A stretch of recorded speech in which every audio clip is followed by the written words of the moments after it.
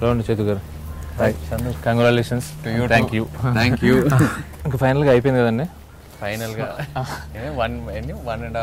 14 months అయింది. 14 months start చేసి. అవునండి, 14 months, ఆల్మోస్ట్ 14 months. అంటే ప్రేమంకు ముందు ఇంకొక సబ్జెక్ట్ అనుకున్నాం కదండి, దాంతో కలిపి 14 months మాట. యాక్చువల్గా అప్పుడు నాన్నకి ఒక సబ్జెక్ట్ చెప్దామని వెళ్తే అప్పుడు ఆయన కొంచెం కొన్ని రోజుల తర్వాత చేస్తాను కాప్ స్టోరీ అన్నారు. ఇప్పుడు 2 movies చేస్తున్నాను తర్వాత అది అన్నారు. ఆ గ్యాప్ లో నేను పట్టుకొని వేరే కథ అనుకోని. అవునండి, డ్రీమ్స్ మీద. యాక్చువల్లీ మీరు ఫుల్ డ్రీమ్స్ అంటే నేను బాగా ఎక్సైట్ అయ్యాను, చాలా బాగా నచ్చింది, ఫ్రెండ్స్ కూడా నచ్చింది అన్నారు.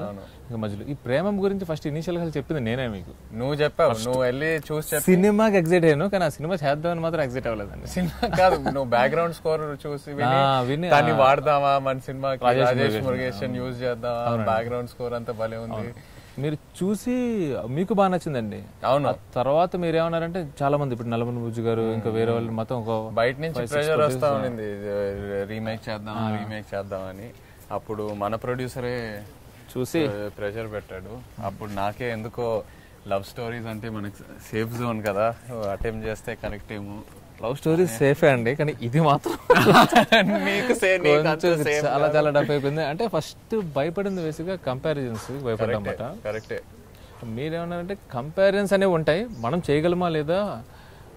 కరెక్టే. అప్పుడు అదే ఆ డౌట్ అనేది. ఆ తర్వాత నువ్వు నా గుర్తుంది, నువ్వు ఒక 10-15 days ఇంకా హైడింగ్ లోకి వెళ్ళిపోయి. అంటే హైడింగ్ అంటే బేసిక్ గా ఆన్ పేపర్ పెట్టడానికి కూడా ఇందులో ఏం లేదు. అవును. అంటే ఒకవేళ వాళ్ళ సీన్ ఏముంది దాన్ని మనం ఏం చేసుకోవచ్చు అంటే నాకు ఇనిషియల్ గా ఒక 4-5 scenes తీసుకున్నప్పుడు నేను బాగా ఎక్సైట్ అయిన సీన్ ఏంటి తెలుసా అంటే జేసీ సినిమా అని అంటే వెంకటేష్ గారి సీన్. ఫస్ట్ ఓకే, అక్కడ వాళ్ళ డాడ్ వచ్చారు సపోర్ట్ కాదు, నాకు యాక్చువల్ గా వాళ్ళు అక్కడ వాళ్ళ ఫాదర్ వచ్చారు సపోర్ట్ చేశారు కదండి. ఇక్కడైతే స్ట్రైట్ అవే నాగార్జున తీసుకొచ్చేయచ్చు, ఇది ఒక్కటే ఫస్ట్ ఒప్పేసుకుందాం అనుకున్నాను. డన్, ఇది డన్, ఓకే ఫైన్, ఏదో ఒకటి ఒక సీన్ అన్న హ్యాపీగా డైరెక్ట్ చేసేయచ్చు అని. అదొక్కటే నాకు ఇనిషియల్ గా ఎగ్జైటింగ్ పాయింట్ అండి. రీమేక్ చేస్తే అందులో వాళ్ళ హీరో వాళ్ళ ఫాదర్ వస్తారు ఇదే అని కొంచెం ఆ సెల్ఫిష్నెస్ తో ఏమో తెలియదు, గ్రీడీలతో డెఫినెట్ గా ఇది ఇంక సరేలే ఇంక ఫస్ట్ అయితే చేసేద్దాం, నారాయణ గారిని కూడా ఒక సీన్ డైరెక్ట్ చేసినట్టు కదా అనుకున్నాను అనమాట. అది ఏమైంది, సీరియస్ గా కూర్చోవడం స్టార్ట్ చేసినప్పటి నుంచి నాకు మోర్ దాన్ నాగార్జున గారు రావడం, అక్కడ వెంకటేష్ గారు రావడం ఎగ్జైటింగ్ అనిపించింది. అప్పుడు సో బేసిక్ గా నీకు ఆ సీన్ అండి సీరియస్లీ అంటే చూసారా థియేటర్ టెంపర్మెంట్ అంటారు. నిజంగా నేను ఏదైతే ఎక్సైట్ అయ్యానో ఈ రోజు థియేటర్ లో కూడా ఎక్సైట్ అవుతున్నాను. నిజంగా అక్కడ వచ్చిన హై అసలు ఇది ఒక 4 minutes యాక్షన్ ఎపిసోడ్ వచ్చి వెళ్ళిపోతే ఎలా ఉంటదండి ఆ రేంజ్ లో. కానీ మనం ఆ రోజు ఆ సీన్ చేసేటప్పుడు కూడా మనకు కూడా ఏ స్టేజ్ లో కూడా ఆయన రేపు రాసేటప్పుడు కానీ అరల్స్ రైటింగ్ పార్ట్ లో కానీ అరల్స్ షూటింగ్ పార్ట్ అప్పుడు ఆయన ఉండి ఆయన కూడా ఎనర్జీ ఇచ్చారు కదా మొత్తం చేసేటప్పుడు. అది మళ్ళీ రషెస్ చూసుకునేటప్పుడు ఎడిటింగ్ చేసేటప్పుడు స్కోర్ ఏ స్టేజ్ కా స్టేజ్ ఎక్సైట్మెంట్. ఆ సీన్ ఎన్నిసార్లు ఇక్కడ కూడా కాదండి, మొత్తం యుఎస్ లో కూడా ఆ సీన్ వచ్చినప్పుడు నిజంగా ఆశ్చర్యపోయారంట. ఆ scene that scene excited you the most. ఏ సీన్ ఎక్కువ భయపడింది ఒరిజినల్ చూసాక? ఒరిజినల్ అంటే ఇది ఎట్లా మనం మళ్ళీ ఎట్లా రెప్లికేట్ అంటే కొన్ని ఉంటాయండి. నేను బాగా భయపడింది ఏంటంటే సీరియస్లీ ఇప్పుడు చూసిన వాళ్ళు అంటాం కాదు కానీ మ్యాజిక్ క్యాన్ బి రీక్రియేటెడ్ అంటారు. నేను భయపడింది అంటే ఆ ఫీల్ తీసుకురాగలం. మళ్ళీ మలర్ అయిపోయిన తర్వాత మీరు చెప్పారు అక్కడ నాకు ఐ మీన్ మీరు మలయాళం చూస్తున్నారు అప్పుడు నాకు నిజంగా కంట్లో నీళ్ళు వచ్చేసాయి చందు అది అన్నారు. కంట్లో నీళ్ళు వచ్చేసే అంతలాగా అది ఓకేనండి, మనం చేయగలమా లేదా? అవును, కరెక్ట్. అవును, మై గాడ్, అది నేను 100% ఏంటంటే ఆ సీన్ వదిలేసాను బేసిక్. అంటే నేను ఎక్స్పెక్టేషన్స్ పెంచుకోవడానికి వదిలేసాను. ఇంకా అది అంటే మనం అయితే తీస్తున్నాం కానీ ఆ సినిమా చూసి ఫీల్ అయ్యే అంత ఫీల్ అయితే మన ఆడియన్స్ ఫీల్ అవుతారని నేను చేయలేదు. సీరియస్లీ చెప్పాను, వెంకటేష్ గారి సీన్ గురించి ఎంత మాట్లాడుకుంటున్నారు ఈ రోజు, ఆ సీన్ గురించి కూడా ఎంత మాట్లాడుకుంటున్నారు. నీకు గుర్తుందా ఆ సీన్ మనం లాస్ట్ మినిట్ లో చేసాము. ఆ రోజు షూటింగ్ చేసేటప్పుడు నాకెందుకో నీకు కొంచెం భయం ఉండిందేమో, ఈ సీన్ ఇప్పుడే చేద్దామా, కొంచెం పోస్ట్ పోన్ చేసి ఇంకా బెటర్మెంట్ చేసి చేద్దామా, మొత్తం బయటకు వచ్చి సింగిల్ షాట్. అవును, సింగిల్ షాట్ లో పెద్ద టేక్స్ కూడా సింగిల్ టేక్. అవును. మీకు మాక్సిమం అప్లాజ్ వచ్చిన సీన్ కానీ సీక్వెన్స్ ఏంటి? ఫోన్ కాల్స్ కానీ మెసేజ్? అదే సితారా మెమరీ మర్చిపోయిన తర్వాత మాక్సిమం అదే. ఇంట్లో ఫ్రెండ్స్ అయినా యూనో ఫ్యామిలీ అయినా బయట నుంచి అయినా క్రిటిక్స్ అయినా ఎవరైనా మాక్సిమం అదే. అది కాకుండా ఫస్ట్ ఎపిసోడ్ ఎక్స్పెక్ట్ చేయలేదు అంటున్నారు చాలా మంది. మీ ఫస్ట్ టైం సినిమా చూసినప్పుడు అంటే కంప్లీట్గా అంటే ఎప్పటికప్పుడు రషెస్ చూడడం కాదు, అంటే ఒక స్కోర్తో కంప్లీట్గా థియేటర్లో చూస్తున్నప్పుడు మీరు ఎగ్జైట్ అయింది? ఐ థింక్ సెకండ్ ఎపిసోడ్ నాకు second episode score sound effects you know natural sounds real sounds అంతా వేసిన తర్వాత వేరే ఇంకో రేంజ్కి వెళ్ళిపోయింది. ఆ హ్యూమర్ ట్రాక్ యాక్షన్ కంప్లీట్ ఆ సౌండ్ డిజైన్ వల్ల అది ఇంకో రేంజ్కి వెళ్ళిపోయింది. ఆ సెకండ్ ఎపిసోడ్ నేను ఎప్పుడైతే ఎడిట్ లో చూసానో అంత ఎక్సైట్ అవ్వాలా, బట్ కంప్లీట్ నువ్వు ఆర్ఆర్ అంతా వేసిన తర్వాత సౌండ్ అది ఎంత యాడ్ అయిందో సౌండ్ ఆ ఎపిసోడ్ కి సితారా అడుగుతుంది కదా వాట్స్ యువర్ నేమ్ అని ఆ చిన్న ఎఫెక్ట్స్. నాకు ఆ సెకండ్ ఎపిసోడ్ ఎక్స్పెక్ట్ చేయాలి ఆ రేంజ్కి వెళ్తుంది. ఇన్ఫాక్ట్ నేను థియేటర్లో మేబీ సెకండ్ ఎపిసోడ్ చూసి కొంచెం డిసప్పాయింట్ అవుతారు అని ఫస్ట్ అనుకున్నా. ఫస్ట్ థర్డ్ పాస్ అయిపోతాం పక్క, సెకండ్ ఎపిసోడ్ వల్ల కొంచెం డిసప్పాయింట్ అవుతారేమో అని చిన్న ఇది. కానీ today they are enjoying second episode the most. ఇంకొకటి ఏంటంటే ఆ సితారా డాన్స్ సీక్వెన్స్ ఉంది, అది కూడా ఫ్యాంటాస్టిక్ లేపారండి వాళ్ళు. అంటే ఇనీషియల్ గా అంటే చాలా మంది ఆల్రెడీ చూసిన వాళ్ళు కూడా కేవలం ఆ సౌండ్ వల్ల థ్రిల్ అయ్యారు. అవును అవును అవును. అప్పటి వరకు టేప్ రికార్డర్ లో వినేంత వరకు ఒకటి, టేప్ రికార్డర్ లో వినిన తర్వాత ఆమె డాన్స్ చేసినప్పుడు ఆ పెంచిన లెవెల్స్ ఉంటాయి కదా, కరెక్ట్ దానికి. సో నువ్వు కార్తికేయ తర్వాత ఒక లవ్ స్టోరీ, ఇలాంటి లవ్ స్టోరీ తీస్తావని ఎప్పుడైనా? నా స్టోరీలో లవ్ ఉంటుందేమో కానీ ఒక లవ్ స్టోరీ తీయడం అనేది అంటే అది రాదండి. ఇంకొకటి ఏంటంటే నాకు ఇప్పుడు ఆ చిన్ని ఆ సాంగ్ ఉంది కదా మంది, అది ఇప్పుడు చూస్తుంటే అది ఎలా తీసామో నాకు నిజంగా తెలియట్లేదు. అంటే సింపుల్ దానికి మనకి ఏంటంటే సపరేట్ ఒక కొరియోగ్రాఫర్ ఎవరు లేరు, నీకు చెప్పడం ఇదిగో ఇక్కడి నుంచి అలా పాస్ అవ్వాలి ఇలా చూడాలి, అది డైలాగ్స్ ఉండవు, సాంగ్ ఇది నాకు ఇప్పుడు చూస్తుంటే అసలు ఆ సీక్వెన్స్ అంతా ఎలా తీసామో అనేది ఒక భయం అండి. ఇనిషియల్గా నేను ఎందుకు థ్రిల్లర్స్ కానీ యాక్షన్ మూవీస్ కానీ ఎక్కువ రాసుకుంటాను అంటే నాకు అంటే ఐ కాంట్ డైరెక్ట్ అనేది నా ఒపీనియన్ అండి. అంటే ఇక్కడ నేను యాక్చువల్గా అన్నట్టు మీరు అన్నారు ఒకసారి డెఫినెట్గా వర్కౌట్ అవుతుంది. ఎందుకు నిజంగా సోల్ తీసుకుని మన నేటివిటీకి తగ్గట్టు చేంజెస్ చేసి ఇది కాన్ఫిడెంట్ ఉంటే మనం వెళ్దాం అన్నారు. సరే ఫైన్ ఒకసారి ట్రై చేద్దాం. తర్వాత చిన్నబాబు గారు చెప్పారండి, నాకు చాలా స్ట్రాంగ్ ఏం చెప్పారంటే ఆయన ఇది తప్పు చేయదు అండ్ ఇది నీకు మంచి పేరు తీసుకొస్తుంది అన్నారు. ఊరికినైతే 100% చెప్పారు, జెంటిల్మెన్ మోరర్ ఏదో ఒకటి అంటే ఏదో ఒక రకంగా బిజినెస్ చేసేయాలి అనే మైండ్ సెట్ కాదు కదా. సో ఆయన చాలా స్ట్రైట్ ఏం చెప్పారంటే తప్పు చేయదు మా అండ్ నీకు మంచి పేరు తీసుకొస్తుంది అన్నారు. ఇది నేను చాలా డన్. నేను ఎందుకు కాన్ఫిడెంట్ ఉన్నానంటే సేమ్ ఆయన చెప్పినట్టు, బట్ ఆ జర్నీ ఏదైతే ఉందో ఆ హీరో లైఫ్ లో అట్ 15 at 25 at 30 తను ఎట్లా మారుతాడు as a human being, you know ఆ జర్నీ ఏదైతే చూపించారో ఆ జర్నీ అందరు కనెక్ట్ అవుతారు. మన దాంట్లో ఇంకా చాలా బాగుంది. అంటే థర్డ్ ఎపిసోడ్ లో చూపించిన యాటిట్యూడ్ అంటే నాకు ఎందుకో అంటే ఒరిజినల్ దానికన్నా మనం రైటింగ్ పార్ట్ లోనే ఎక్కువ ఉంటుంది. ఊరికి కొంచెం ఫిలాసఫికల్ గా మాట్లాడడం, అవకాశం అందరికీ రాదు, ఇలాంటివి ఉన్నాయి చూడండి, ఇవన్నీ నాకు నచ్చేసాయి. అండ్ నాకు అందుకు నాకు పర్సనల్ గా మన మూవీలో నాకు థర్డ్ ఎపిసోడ్ ఫ్యాంటాస్టిక్ అనిపించింది. ఈస్ అ కంప్లీట్ అంటే థర్డ్ ఎపిసోడ్ లో తను చేసిన తప్పులన్నీ కరెక్ట్ చేసుకొని what ever he needs to be inspired by కదా ఎంతవరకు రియాక్ట్ అవ్వాలి అవును. అండ్ ఇంకొకటి ఏంటంటే ప్రపోజ్ చేసినప్పుడు కూడా ఇప్పుడు చూడండి సెకండ్ ఎపిసోడ్ లో అంటే పిచ్చి పిచ్చిగా అంటే డ్రింక్ చేసి లెక్చరర్ గా ఎలుగు చెప్పేస్తాను, డ్రింక్ చేసి యువర్ బ్యూటిఫుల్ అంటే. ఇక్కడ వచ్చేసరికి యువర్ సో లక్కీ అనగానే నాకు నీకు పెళ్లి చేసుకోవాలనిపిస్తుంది, నువ్వు ఓకే అంటే మీ పేరెంట్స్ నాకు అది అంటే నాకు లుక్ అటైర్ కొంచెం ఇది నాకు థర్డ్ ఎపిసోడ్ బాగా నచ్చిందండి. ఐఎమ్ టూ మచ్ కనెక్టెడ్ అనమాట. హ్యాపీ థింగ్ ఏంటి అంటే మనం ఏదైతే అనుకుని ఎగ్జైట్ చేస్తామో అది సేమ్ ఆడియన్స్ కూడా ఎగ్జైట్ అవుతుందంటే అప్పుడు మన హ్యాపీనెస్ డబుల్ అయిపోతుంది. Very happy. కార్తిక్ నువ్వు ఇద్దరు లైక్ యూ మీరు యాజ్ అ టీమ్ వర్క్ చేస్తారు అంతేనండి. తనేం ఫీల్ అయ్యాడు అసలు ఫస్ట్ ప్రేమ రీమేక్ నేను 15 days పారిపోతే ఆ నెక్స్ట్ 15 days తన లేడని దండం పెడతాను అసలు ఛాన్స్లెస్ బ్రో అది. అంటే ఇది మన పాయింట్ ఆఫ్ వ్యూ అండి. ఇక్కడ ఏంటంటే మీరు యాక్ట్ చేయడం, నేను రైటింగ్ పార్ట్ అండ్ డైరెక్టింగ్.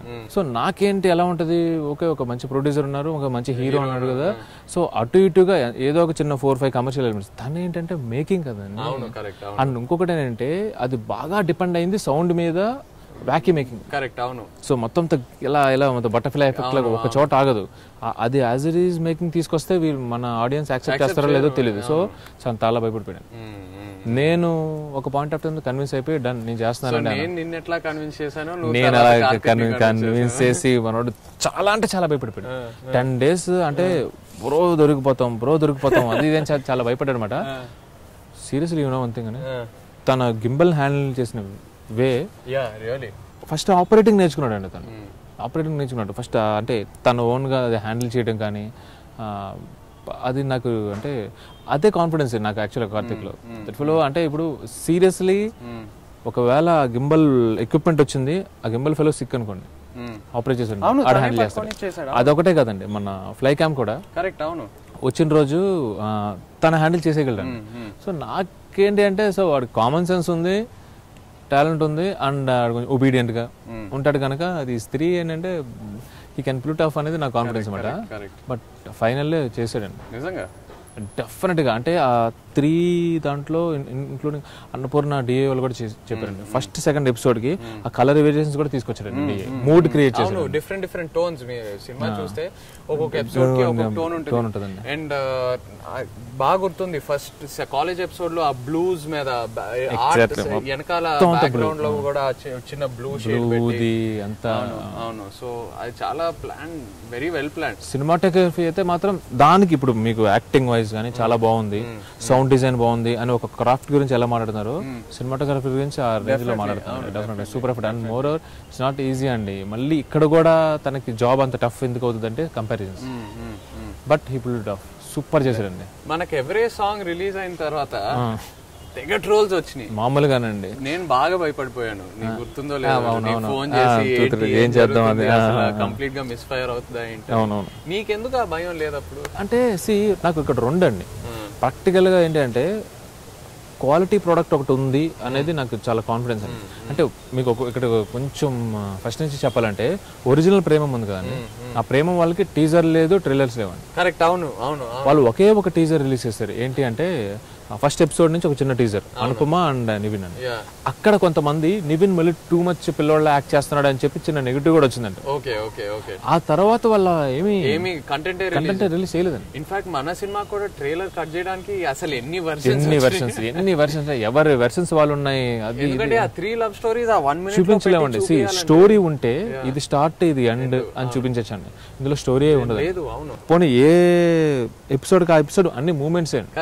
ఒక అమ్మాయిని చూడడం, ఇష్టపడడం, లవ్ చేయడం, బ్రేక్ అంతే. సో ఇక్కడ పాయింట్ ఏంటంటే ఇది టీజర్ ట్రైలర్ కట్ చేసే మూవీ కాదు, అది మూమెంట్స్ తో ఉన్న.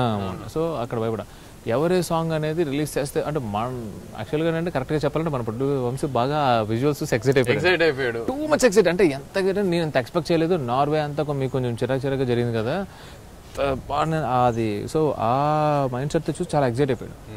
1-2 వాళ్ళ రెగ్యులర్ డిస్ట్రిబ్యూషన్ కూడా చూసి పిచ్చి ఎక్సైట్ అయిపోయాడు. సో ఆ విజువల్స్ చూపిస్తే మామూలుగా ఉండదనేది మనమైతే వదిలేమాట బయటికి. బట్ అప్పటికే ప్రేమం చూసిన వాళ్ళు ఏంటంటే విజువల్స్ మీద, ప్రొడక్షన్ వాల్యూస్ మీద చేసిన కాన్సన్ట్రేషన్ మనం ఫీల్డ్ మీద వర్కౌట్ చేయలేదని వాళ్ళ వెర్షన్ లో వాళ్ళు చేస్తారు. నాకు ఇప్పుడు మీరు ఇందాక అడిగిన కాన్ఫిడెన్స్ అన్నారు కదండి, ఒకటి ఏంటంటే నాకు ఓవరాల్ ప్రోడక్ట్ మీద ఐఎమ్ ప్రిటీ కాన్ఫిడెంట్ అండి. మన చుట్టుపక్కల మొత్తం క్యాస్ట్ కానీ టెక్నీషియన్స్ కానీ చాలా క్వాలిటీ అవుట్పుట్ ఇచ్చే వాళ్ళు ఉంటే క్వాలిటీలో అయితే డిఫరెన్స్ ఉండదు ఫస్ట్, అదొకటి. 2 నిజంగానే ఈ ట్రోల్స్ కానీ ఇది కానీ they don't effect on revenue అండి. Correct, they don't. అవును అవును. 1 అంటే నేను సీరియస్లీ అంటే నేనేమి వాళ్ళు ట్రోల్ చేశారని వాళ్ళు చేశారని చెప్పానండి, 1% కూడా రెవెన్యూ మీద ఎఫెక్ట్ ఉందండి, ఇంక్లూడింగ్ ఓవర్సీస్ లో కూడా. అవును అవును అవును అవును. అంటే ఇప్పుడు మనకు ఆ ట్రోల్స్ వచ్చాయండి, ఒక 2-3 డేస్ చాలా స్ట్రాంగ్గా ఉన్నాయి. నేను మళ్ళీ ప్రొడ్యూసర్ని అడిగాను, ఇది ఏమైనా రెవెన్యూ మీద ఎఫెక్ట్ ఉంటుందని. లేదు కదా, డిస్ట్రిబ్యూటర్స్ నుంచి ఎగ్జిబిటర్స్ కొనుక్కోవడం స్టార్ట్ చేశారు కొత్తగా అన్నాడు. సో ఇంకా నాకు అక్కడ ఏదో భయపడాల్సిన పాయింట్ అయితే ఏం లేదు, అది ప్రిటీ కాన్ఫిడెంట్. నా బాధ ఏంటంటే ఎవ్రీవన్ కాదు, అందరూ ఏదో మన సినిమా వాళ్ళతో కంపేర్ చేద్దామని తీస్తున్నామని అనుకున్నారు. వాళ్ళకంటే మనం బెటర్ అంటే ప్రూవ్ అ పాయింట్ అని అనుకున్నారు. కాదు, ఎప్పుడు మన ఇంటెన్షన్ అసలు అది కాదండి. జస్ట్ మనం ఆ సోల్ తీసుకొని సీరియస్లీ అంటే బేసిక్ గా మనకి బాగా ఏంటంటే ఇప్పుడు Sai Pallavi is an debut actors. మనం శృతి హాసన్ లాంటి స్టార్ ని తీసుకుంటే సో సాయి పల్లవి కన్నా బాగా చూపించేద్దాం ఫస్ట్ యాక్చువల్ గా నెగిటివ్ అక్కడ వచ్చింది. అది అసలు కాదు, బికాజ్ మనం శృతి ఎందుకు అనుకున్నాము, she's a good dancer. And ఇంకొకటి అంటే మీకన్నా మెచ్యూర్డ్ గా కనిపిస్తుంది, మీకన్నా మెచ్యూర్డ్ గా కనపడాలి. And she's a good dancer, basic first 2 reason. And obviously she can act, ఇంకా చాలా బాగా చేయగలదు. క్రౌడ్ పుల్లింగ్, ఇప్పుడు super crowd pulling. And moreover ఇంకొకటి ఏంటంటే యాక్టింగ్ పరంగా మాత్రం చూస్తే డెఫినెట్ గా వాట్ ఈస్ దట్ ఇప్పుడు 3 మూవీలోనే 3 వేరియేషన్స్ చూపించిందండి ఆమె. సో మనకి ఇంకా అసలు డౌట్ లేదు అంటే ఈ 3 శృతి హాసన్ ని చూపించి సాయి పల్లవికి ఏదైతే కోర్ మల్లర్ ఫ్యాన్స్ ఉంటారో వాళ్ళు ఏదో అఫండ్ అయిపోయి అవి వచ్చినాయి, కానీ అది నాకైతే మాత్రం ప్రెటీ కాన్ఫిడెంట్. ఎంటర్టైన్మెంట్ అది యాక్చువల్గా మన సినిమాకి బిగ్గెస్ట్ పిల్లర్ ఆఫ్ సపోర్ట్ కదా. ప్రతి లవ్ స్టోరీలో ఆ ఎంటర్టైన్మెంట్ ట్రాక్స్ ఏదైతే ఉన్నాయో, ఇప్పుడు ప్రవీణ్ అఫ్ కోర్స్ ఫుల్ సినిమాలో ఉన్నారు.